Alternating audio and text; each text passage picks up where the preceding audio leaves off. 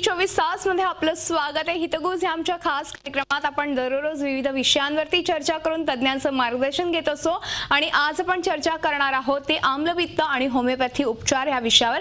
आणि या विषयावर चर्चा करण्यासाठी आमच्या स्टुडिओमध्ये आले डॉक्टर योगेश पाटोळे। विषयाला सुरुवात करण्यापूर्वी मी डॉक्टर योगेश यांचं आमच्या स्टुडिओमध्ये स्वागत करते। नमस्कार डॉक्टर। नमस्कार। डॉक्टर योगेश पाटोळे यांची थोडक्यात ओळख करून द्यायची झाल्यास डॉक्टर योगेश हे भारतातील इरिटेबल बॉवेल सिंड्रोम आणि अन्य जुनाट आजारांवरती उपचार करणारे स्पेशालिस्ट आहेत। इरिटेबल बॉवेल सिंड्रोम ह्या मनोशारीरिक आजारांवर होमिओपॅथीने उत्तम उपचार ते करतात। त्यांना एनर्जी सायन्स आणि अध्यात्माचा व्यासंग आहे। त्यांचं दादर, ठाणे, पुणे, पिंपरी चिंचवड, नाशिक, लोणावळा, नवी पैठ, औंध, लोणावळा इथे क्लिनिक आहे।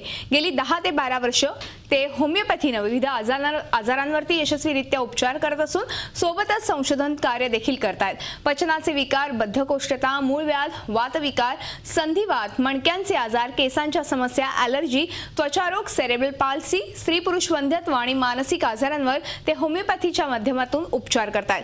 होमिओपॅथी, अध्यात्म आणि एनर्जी सायन्स यांचा सुरेख संगम त्यांनी आपल्या होमिओपॅथिक प्रॅक्टिसमध्ये केलाय। चला तर मग जाणून घेऊयात होमिओपॅथीच्या या उपचारांविषयी। तुम्हाला या विषयाशी निगडित काही प्रश्न असतील किंवा शंका असेल तर तुम्ही आमच्या टोल फ्री क्रमांक 1800-22-110 वर संपर्क साधून त्यांना थेट प्रश्न विचारू शकता। तेव्हा लगेच चर्चेला सुरुवात करूया। डॉक्टर पुन्हा एकदा स्वागत आहे आणि अर्थातच आज आपण आम्लपित्ताबद्दल बोलणार आहोत। मात्र आम्लपित्त म्हणजे नेमकं काय ते सगळ्यात अगोदर सांगाल? नक्कीच। आम्लपित्त हा जर विषय आपण सखोल अभ्यासायचा असेल तर याची पॅथोफिजिओलॉजी आपल्याला लक्षात घेणं खूप गरजेचं आहे। असा कोणीही व्यक्ती नाही की ज्याला ॲसिडिटीचा, हायपर ॲसिडिटीचा किंवा आम्लपित्ताचा त्रास होत नाही।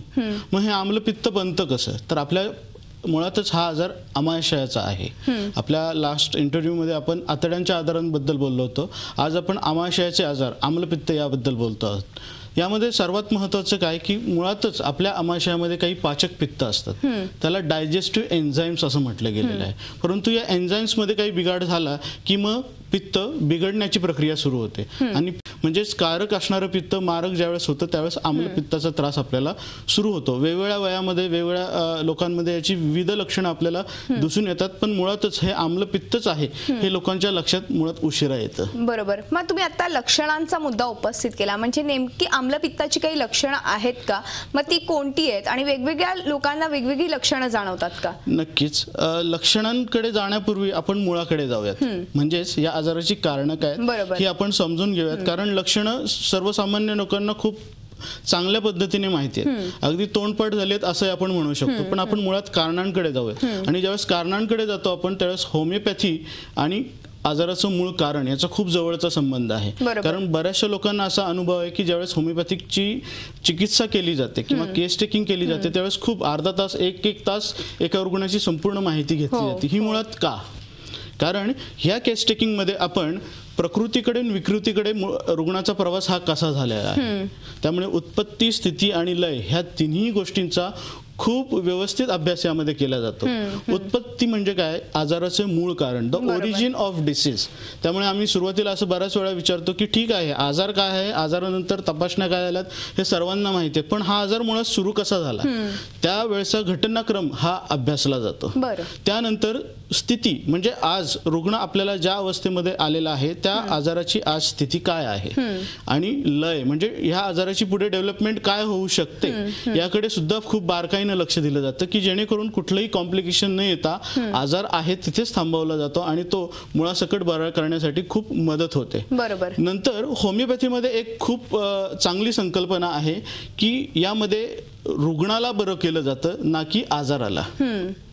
रुग्ण हा ज्यावेळेस त्याची माहिती सांगतो त्यावेळेस शारीरिक माहिती तर सांगतोच, पण त्याला जोड दिली जाते मानसिक अवस्थेची।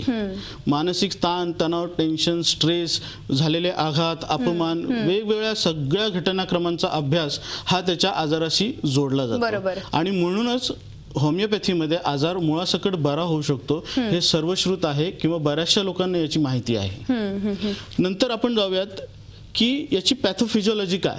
तर मुळातच आपण लास्ट इंटरव्ह्यूमध्ये आपल्याला सांगितलंय की ग्रहणी म्हणजे आतड्यांचा मूळ गुणधर्म आहे हा पित्त आहे, पण ज्यावेळेस हे पित्त अतिरिक्त होतं त्यावेळेस ते आमाशयामध्ये जमा होतं। म्हणजे काय होतं नेमकं की डिकॉम्पोजिशन ऑफ फूड म्हणजेच किण्वन प्रक्रिया, फर्मेंटेशन। अगदी रोजच्या उदाहरण जर द्यायचं झालं तर दुधाचं दही होणं, मग छोट्याशा वाटीमध्ये ज्यावेळेस आपण 2 लिटर दूध टाकतो त्यावेळेस ते संपूर्ण दूध नासून जातं. हीच अवस्था असते आपली आम्लपित्तामध्ये, आपल्या आमाशयाची, आपल्या जठराची. म्हणूनच काय होतं की वेगवेगळी लक्षणं, आमवात येणं, केस गळणं, ही खूप वेगवेगळी लक्षणं आपल्याला दिसून येतात. नंतर आपण एक याचा अभ्यास करताना आपल्याला जाणवेल की कारणांमध्ये जीवनशैलीकडे जाताना एक खूप चांगली युक्ती आहे, हरी, वरी आणि करी. हरी म्हणजे आज घाई आहे प्रत्येकाला असणं किंवा फास्ट लाईफ जगण्याची एक सवय झालेली आहे. त्यामुळे अन्न व्यवस्थित चावून न खाणं, चुकीच्या वेळी झोपणं, जीवनशैलीमध्ये खूप बदल असणं, जेवणाच्या सवयी वेळेवर नसणं, हे तर आपल्याला दिसून येतच. परंतु नंतर वरी, सतत चिंता, काळजी, यामुळे ते डायजेस्टिव्ह एन्झाईम्स, पाचक पित्त, हे मारक ठरतं. बरोबर. मग तो कुठलाही वय असू देत, तो विद्यार्थी दशेतला असू देत, तो कॉर्पोरेट जीवनातला असू देत, ती साधी गृहिणी असू देत किंवा वार्धक्यातले कोणी व्यक्ती असू देत, त्यांना कुणालाही आम्लपित्ताचा हा त्रास होऊ शकतो. नंतर सगळ्यात महत्वाचं उदाहरण आहे ते म्हणजे काय की चुकीचे अन्नपदार्थ एकत्र करून खाणं. याचं सगळ्यात बेस्ट उदाहरण जर द्यायचं झालं तर आज वेगवेगळे जे फास्ट फूड्स अवेलेबल आहेत, pizzas, burger, junk food, fast food, हे सर्व पद्धतीचे पदार्थ चुकीचे पद्धतीने एकत्र करून खाल्ले जातात. त्यामुळे दूषित पित्त तयार होतं आणि ते दूषित पित्त रक्तदोषामध्ये आल्यानंतर खूप मोठे आजार तयार करू शकतं. नंतर एक खूप क्षुल्लक कारण आहे ते म्हणजे शिळे अन्न. मग आता मी उल्लेख केल्याप्रमाणे गृहिणींना शिळे अन्न खाण्याची खूप सवय असते. कृपया गृहिणींनी हे टाळावं, कारण त्यातून आम्लपित्ताचा क्षुल्लक त्रास सुरू होतो आणि पुढे जाऊन तो सांधेदुखी किंवा आमवात असा होऊ शकतो. नंतर आहे व्यसनं. एखादी स्टाईल, आदर्श जर चुकीचा असेल तर संगत चुकीची लागते आणि त्याच्यातून घडणारी जी कर्म आहेत ही चुकीचीच होतात. अगदी. म्हणूनच मुळातच स्टाईल, जसं सिगरेट एका हातामध्ये आणि एका हातामध्ये चहाचा कप, हा आजच्या कॉर्पोरेट जीवनामधला सगळ्यात मोठा दोष आपल्याला दिसून येतो. बरोबर. आणि याच्यातून कुणीही चुकलेलं नाही, तो मुलगा असो किंवा मुलगी, हे प्रकर्षाने आपल्याला समोर येताना दिसत आहे. मग आपण विचार करतो की कमी वयामध्ये इतके जास्त मोठे आजार का होतात. खरंय. मुळातच ह्या व्यसनांमुळे काय होतं की आपल्या शरीरामधल्या कार्बोहायड्रेट नामक जे काही घटक असतात यांचं पचन व्यवस्थित होत नाही आणि ते डिकॉम्पोज होतात. सडणं किंवा कुजणं ही प्रक्रिया आपल्या शरीरामध्ये सुरू होते. आणि हे म्हणजे काय, मुळातच आपण ते शिळं अन्न खातोय असंच ते आपण गृहीत धरलं पाहिजे. नंतर आहे इडिओपॅथिक. हे खूप महत्वाचं कारण आहे आणि this is the largest scope of homeopathy, you can say. बऱ्याच वेळा असं होतं की रुग्णाला त्रास तर होतोय, तो कुठलाही असेल, डोकं गरगरणं असेल, चक्कर असेल, आम्लपित्त असेल, काहीही असेल, तो बिचारा सगळ्या तपासण्या करतो. अगदी रक्ताच्या तपासण्या करतो, एंडोस्कोपी करतो, बेरियम मील करतो, सिटी स्कॅन करतो, सगळं करतो. शेवटी हाती काही लागत नाही, कारण त्याचं डायग्नोसिसच मुळात होत नाही. तो बिचारा सांगतो की मला कदाचित पित्ताचाच त्रास असणार आहे, पण तपासण्यांमध्ये काही सापडत नाही. तेच म्हणजे इडिओपॅथिक. आणि यामध्ये होमिओपॅथीला खूप महत्वाचा स्कोप आहे. आणि आपण असं लक्षात घेतलं पाहिजे, ज्यावेळेस आपल्याला कुठलंही फिजिकल कॉज सापडत नाहीये, त्या आजाराचा स्तर हा मानसिक लेवलला असतो. मनापासून मनावर झालेले आघात हे शरीर एक्सप्रेस करतं आणि ती लँग्वेज म्हणजेच काय, डिस मीन्स न, बरं न वाटणं म्हणजेच आजार. बरोबर. आणि त्याचं क्षुल्लक एक लक्षण समोर येतं ते म्हणजे आम्लपित्त. आता जसं तुम्ही विचारलं की याचे काही वेगवेगळी लक्षणं आहेत, आपण लक्षणांकडे वळूया. आपण तत्पूर्वी घेऊया छोटासा ब्रेक आणि ब्रेक नंतर लक्षणं आणि इतर काही प्रश्न आहेत माझ्याकडे, ते देखील मला तुम्हाला विचारायचे, पण एका ब्रेक नंतर. तेव्हा हितगुज मध्ये वेळ झाली एका छोट्याशा ब्रेकची. कुठेही जाऊ नका, पाहत राहा आमचा खास कार्यक्रम हितगुज.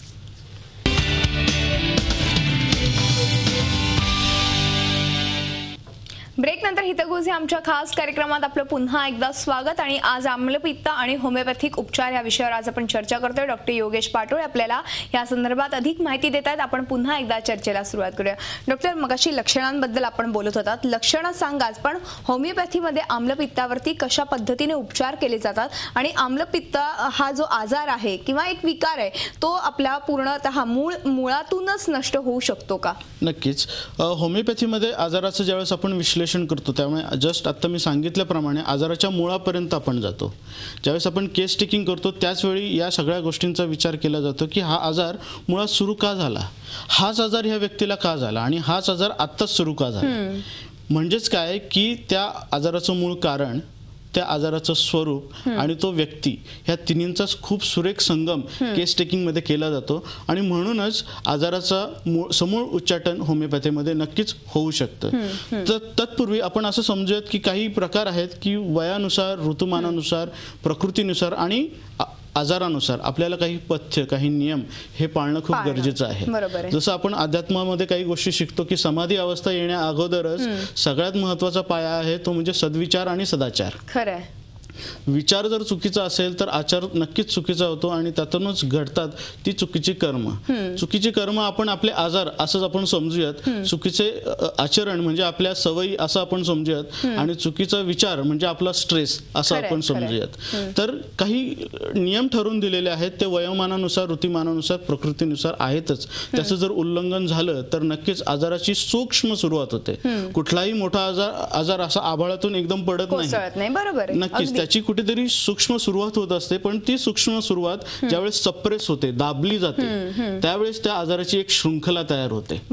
लक्षणं एकाला एक हातात हात घालून पुढे वाढत जातात. मग आपल्याला लक्षात येतं की अंगावर येणारं पित्त दाबलं की आम्लपित्ताचा त्रास होतोय, आम्लपित्त दाबलं की आपल्याला श्वसनाचा त्रास होतोय, श्वसनाचा त्रास दाबला की नंतर संधिवाताचा त्रास होतोय, संधिवाताचा त्रास दाबला की नंतर किडनी फेल्युअर किंवा हृदयाचे मोठमोठे विकार होऊ शकतात. नक्कीच.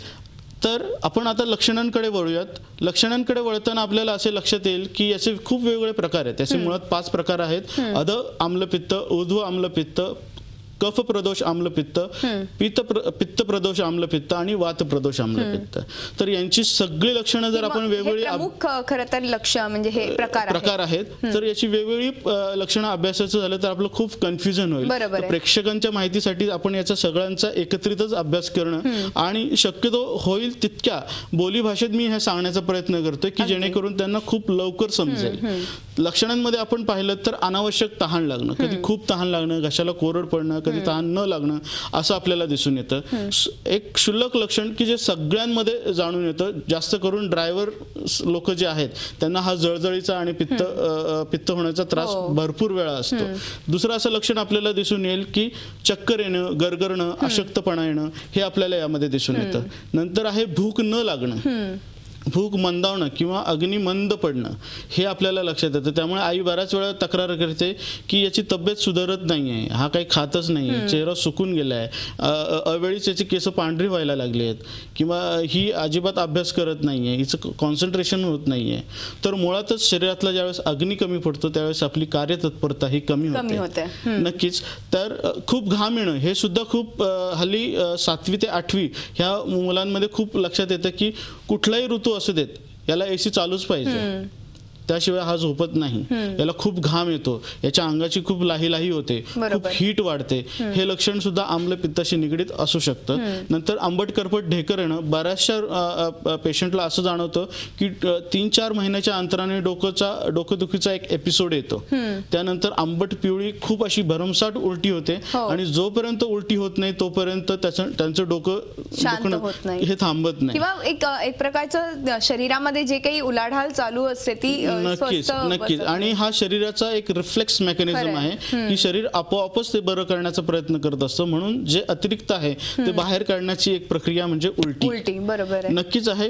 दुसरं आहे छाती, घसा, पोट यामध्ये जळजळ होणं, डोकेदुखी होणं.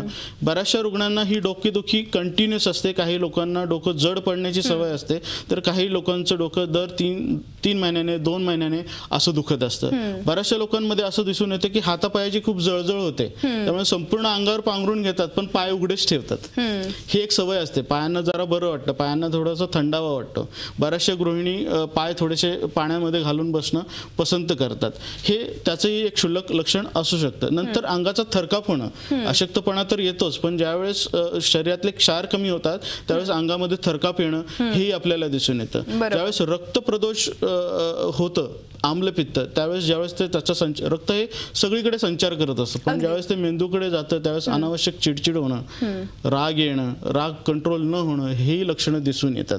मग आपण विचार करतो की चिडण्यासारखं हे कारण होतं का, इतकं क्षुल्लक कारणावरून त्याचा इतका उहापोह का केला गेला हे आपल्याला नंतर लक्षात येतं. चिंता करणं किंवा एन्झायटी वाढणं हे त्याच्यातून पुढे लक्षात येतं. नंतर आहे जिभेवर थर येतो. बरेचसे लोक सकाळी उठले की त्यांच्या असं लक्षात येते की जिभेवर एक पांढरट पिवळसर एक थर जमा झालेला आहे. जास्त करून तो जिभेच्या मागच्या बाजूला असतो. बऱ्याचशा रुग्णांच्या गालाच्या आतल्या बाजूला एक पांढरा पापुद्रा सुद्धा आलेला आपल्याला दिसतो आणि शक्यतो हे सकाळी प्रकर्षाने जाणवतं. बरोबर आहे. नंतर लक्षणांमध्ये जर पुढे आपण गेलो तर एक जडत्व येणं, शरीराला जडत्व येणं, उत्साह नसणं किंवा थकावट वाटणं हे आपल्याला दिसून येतं. ओझे नावाची एक टर्म मेडिकल लँग्वेजमध्ये वापरली जाते. त्याच्यामध्ये तोंडाला एक दुर्गंधीच्या तोंडाचा खूप वास येतो. त्यामुळे कुठे चार चौघांमध्ये जाताना किंवा मीटिंगला जाताना मी काहीतरी लवंग किंवा हे एनकेन प्रकारे तो वास कसा कमी होईल याच्याकडे लक्ष देतो.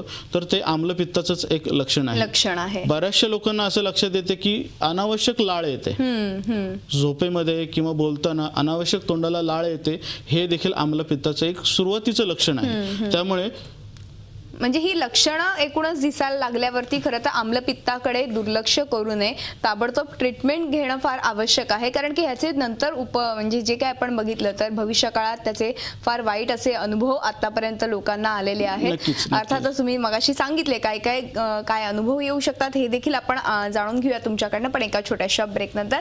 तेव्हा हितगुजमध्ये वेळ झाली एका छोट्याशा ब्रेकची. कुठेही जाऊ नका, पाहत राहा आमचा खास कार्यक्रम हितगुज.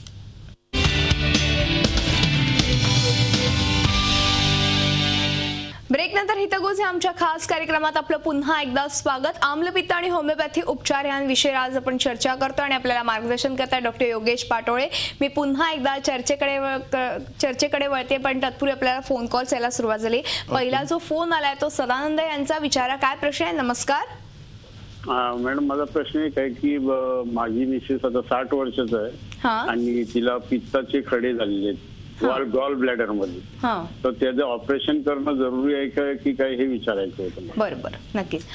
खरं तर पित्ताचे खडे आणि आम्लपित्त ह्यांचा परस्पर संबंध असतो का, ह्याविषयी काय सांगाल आधी, आणि नंतर आपण त्यांचं. नक्कीच, त्यांचा प्रश्न खूप चांगला आहे आणि हा प्रश्न डिटेलमध्ये थोडंसं मी समजावून सांगू शकतो की ज्यावेळेस आपल्या गॉल ब्लॅडर स्टोन्स होतात, मुळातच हे स्टोन्स खूप सुप्त अवस्थेमध्ये असतात. याचं निदान खूप उशिरा होतं.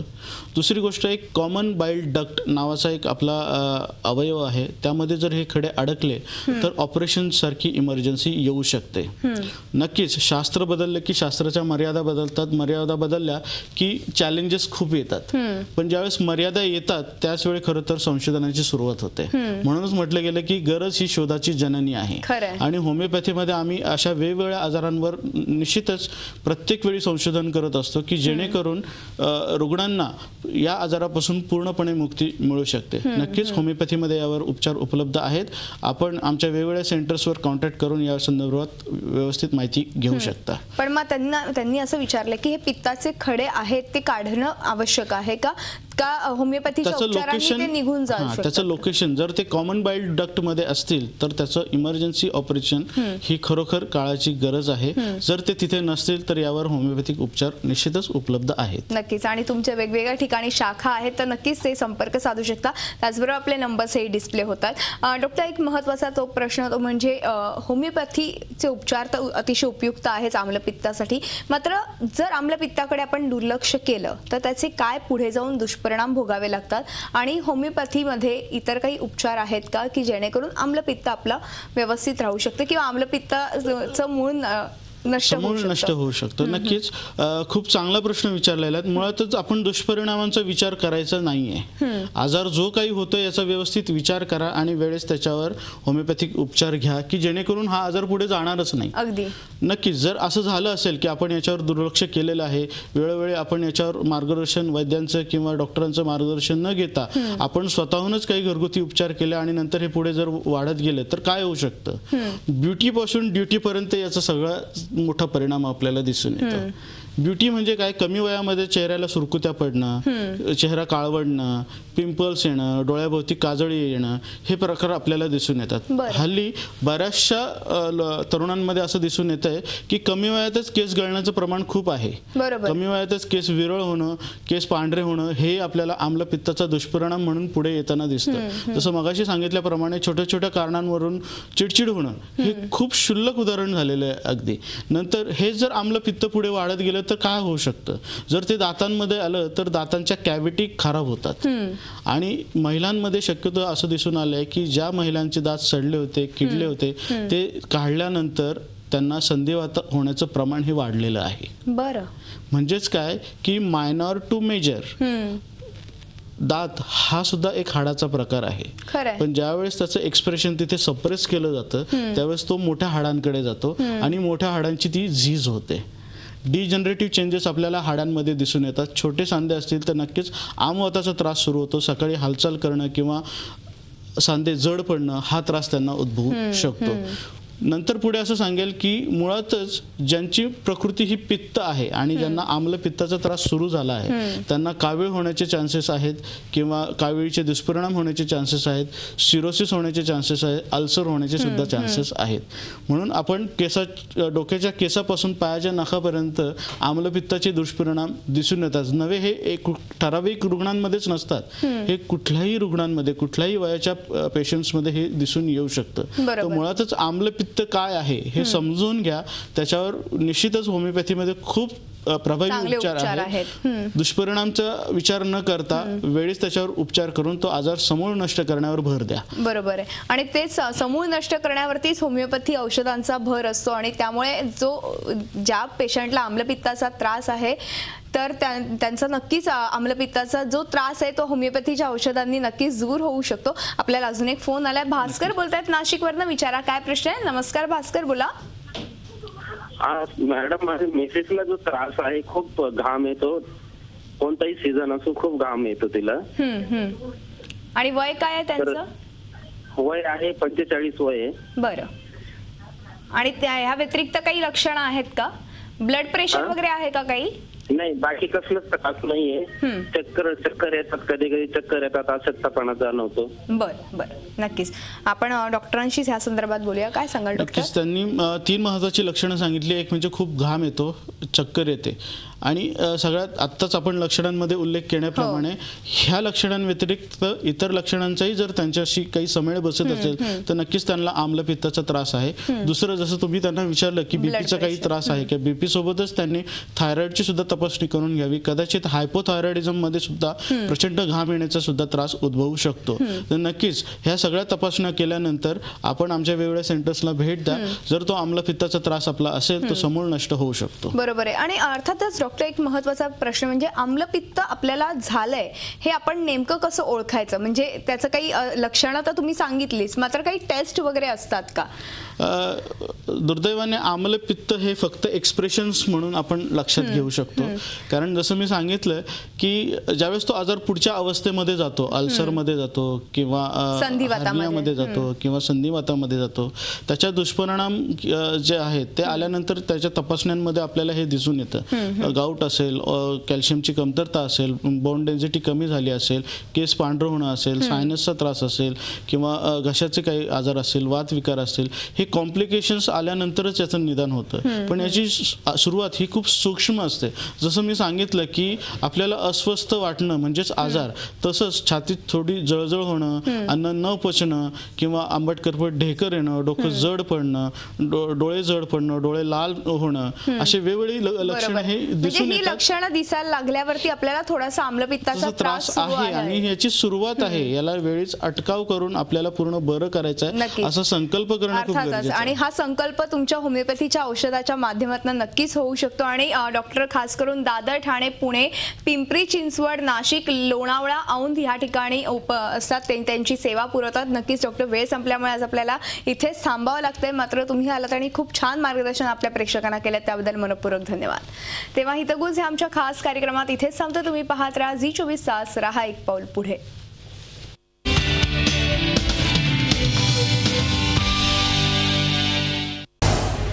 झी24 तास, रहा एक पाऊल पुढे.